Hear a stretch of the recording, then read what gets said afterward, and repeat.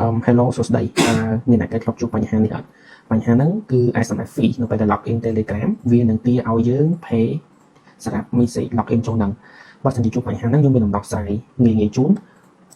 បាទអាចមើលយើងសួរទៅកាន់ Gemini ទៅវាប្រាប់យើងច្រើនហោហាយមកប៉ុន្តែដំណោះស្រាយ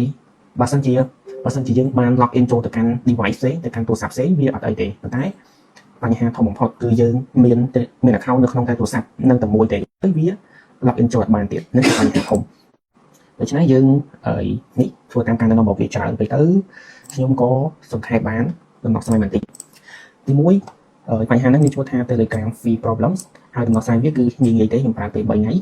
ដើម្បីដោះស្រាយអ្នកគ្នានៅពេលដែល log in ចេញនៅពេលដែលយើង log in ត្រង់តែចេញនេះតើមកចេញបែបនេះយើងបានបំពេញ email ចូលក្នុងហ្នឹងហើយប៉ុន្តែវាអត់បានទេគឺវាជាប់បញ្ហាអញ្ចឹងបែបនេះយើងសាកប្រើទូរស័ព្ទផ្សេង